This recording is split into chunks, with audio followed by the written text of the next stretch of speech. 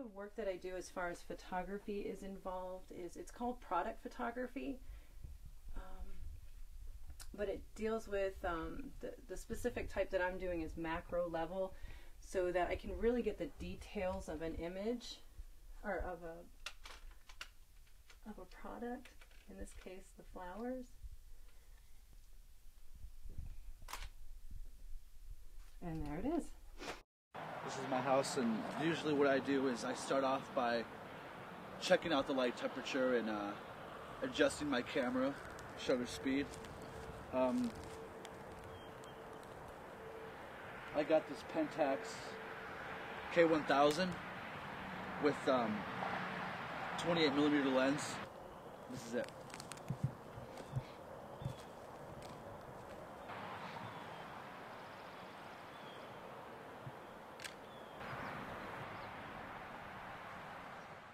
Alright, so what I did is I imported them into Lightroom. It's a program that you can apply general settings to multiple pictures at once.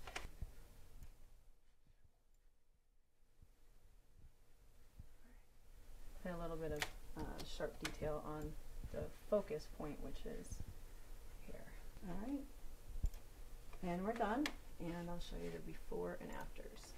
So something that's, you know, it's nice, but it's kind of dull by just simply putting it in a program software that you can edit the image and pull up the lighting, pull up contrast. It's amazing that what you can do to an image. So everyone takes beautiful images. They don't really realize that if they threw it into a program and manipulated it, they'd get great and grand images. So I really like to teach people that they can do this themselves, because there's a lot of great photographers out there. They just don't know how to do it. This is kind of a tricky part. This is something I've been messing around with lately, like getting the glow of the doorknob through my, how long I leave my shutter open. And I don't know. I guess you really don't know what you can get till you develop it, but it's fun to play with it.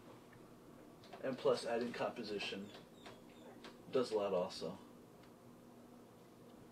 You'll hear the shutter, the sound of glory. See how that turns out. Maybe I should take another one just in case that one sucks, and I'm gonna show it like to the class. Like, that's fucking terrible.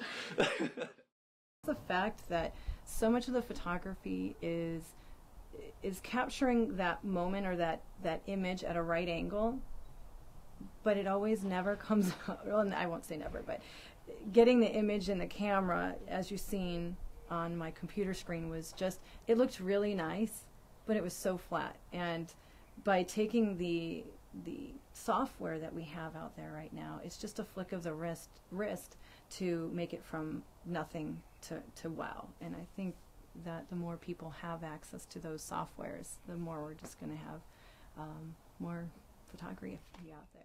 It's always been there. There's always been like a society of artists, you know, but now, thanks to the internet and thanks to like billions of blogs, you know what I mean, millions of blogs and photo blogs, it's just more recognized now, which is, some people think it's great, some people think it's terrible, you know, like anyone could be a photographer now. I mean, I'm a photographer, I'm some dork idiot, you know, and I don't know. I mean, I think it's great. I embrace it. I love it because, like I said earlier, I see what people are doing across the world, and it inspires me. I mean, I think it's amazing what's going on, like, in the digital area. I mean, I stick to film, but, I mean, there's ways to go from film to digital, you know what I mean? Like, it's not that hard anymore. And I think there's something really awesome going on right now, because we're at the beginning of that, like, of that, the internet. I mean, the internet's only been around for, what, 20 years, if that, maybe, you know? And yeah, we're at the beginning right now. I mean, who knows what's going to happen? I mean, it might be terrible. It might be the end of art. Who knows? And it might be the end of film photography. I don't know. But it's very exciting right now because you can see what's going on around the world at the, you know, click of a button. Well, obviously, people that create things is a definition of art, I think. Sculptors and painters that create from their mind. I just capture what I see. I think that it's important to teach people about these things. You know, I'm more of a teacher, so I've learned this huge world of photography, and I really like to show people how they can do it themselves. So I really don't know too much about art per se, because I still don't feel like I'm an artist, but I'm more of a teacher, and that I want other people to have the opportunities, because there's so many people that have an eye, it's just they don't have the tools. So by teaching them and showing them that they do, we'll have more visual stuff in the world. Every person is, I mean, is given like